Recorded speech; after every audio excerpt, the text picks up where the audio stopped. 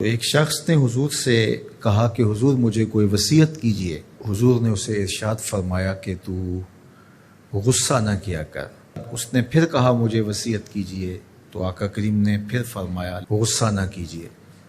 اس نے پھر کہا، یہ بات ایک بار نہیں، اس نے کئی بار حضور سے پوچھی۔ وہ کوئی اور وصیت طلب کرنا چاہ رہا تھا کہ یہ تو ٹھیک ہے، کچھ اور وصیت بھی کیجئے۔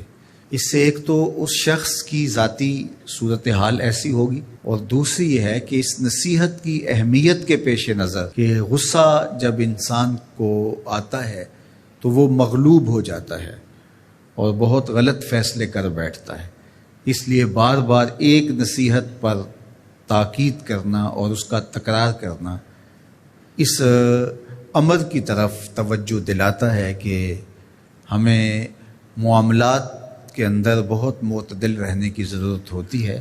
جو شخص غصے کو نافذ کرنے کی طاقت رکھتا ہے، ایک تو ہوتا ہے کہ بندہ غصے سے خود اپنے آپ کو بے چین کرے گا، لیکن اپنے غصے کو نافذ نہیں کر سکتا، غصہ نکال نہیں سکتا، خود پیچ و تاب کھائے گا۔ لیکن یہ وہ شخص ہے جو غصے کو نافذ کر سکتا تھا، اس کے پاس طاقت تھی، لیکن اس نے اس کے باوجود غصے کو ضبط کیا۔ حضور علیہ السلام نے ارشاد فرمایا، قیامت کے دن اللہ تعالیٰ لوگوں کے سامنے اسے بلائے گا، تو اللہ تعالیٰ اسے اختیار دے گا کہ جنت کی حوروں میں سے جس کے ساتھ تم نکاح کرنا چاہتے ہو، جس کے ساتھ تم رہنا چاہتے ہو، تمہیں اس کا اختیار دیا گیا ہے، اس لیے کہ تم نے اپنے غصے کو ضبط کیا، اس کو نافذ کرنے کی طاقت کے باوجود۔ اور ایک روایت حضرت سلیمان بن سرد رضی اللہ تعالی عنہ سے مروی ہے، کہتے ہیں کنت جالسا مع النبی صلی اللہ علیہ وآلہ وسلم، میں حضور علیہ السلام کی مجلس میں بیٹھا ہوا تھا۔ دو لوگ تھے، وہ آپس میں الجھ رہے تھے۔ ان میں سے ایک شخص کا چہرہ غصے سے سرخ ہو گیا، رگیں پھولی ہوئی تھیں، اور ایک دوسرے کے لیے سب و شتم کا ماحول پیدا ہو گیا تھا۔ اللہ کے رسول صلی اللہ علیہ وآلہ وسلم نے ارشاد فرمایا، میں ایسا کلمہ جانتا ہوں کہ اگر یہ کلمہ پڑھ لیں تو ان کا یہ غصہ زائل ہو جائے گا، ان کی جو کیفیت ختم ہو جائے گی۔ اور وہ کیا ہے؟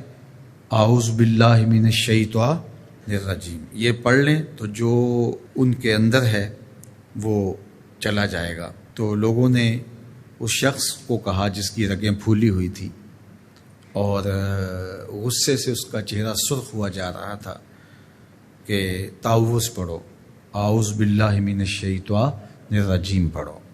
اور یہ اللہ تعالیٰ نے قرآن مجید میں ارشاد فرمایا ہے کہ جب غصے سے انسان بے قابو ہو جائے تو اس کو چاہیے کہ وہ اپنے غصے سے باہر نکلنے کے لیے تعوذ پڑھے۔ ایک روایت میں ہے، اللہ کے محبوب نے ارشاد فرمایا، تم میں سے اگر کوئی شخص غصے میں آئے تو وہ خاموش ہو جائے، تو خاموشی سے غصے کا لیول نیچے آنا شروع ہو جائے گا۔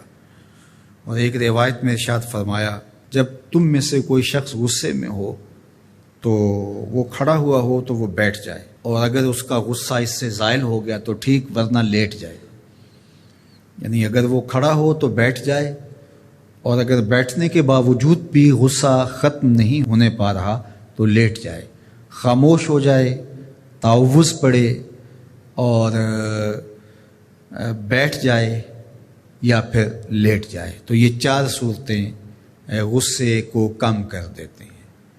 تو غصے کو نافذ کرنے کی بجائے کوشش کرنی چاہیے کہ غصہ جو ہے وہ فروغ ہو جائے، چونکہ غصے میں انسان ایسے امور کر لیتا ہے کہ بعد میں اس کو سخت پچھتاوا ہوتا ہے۔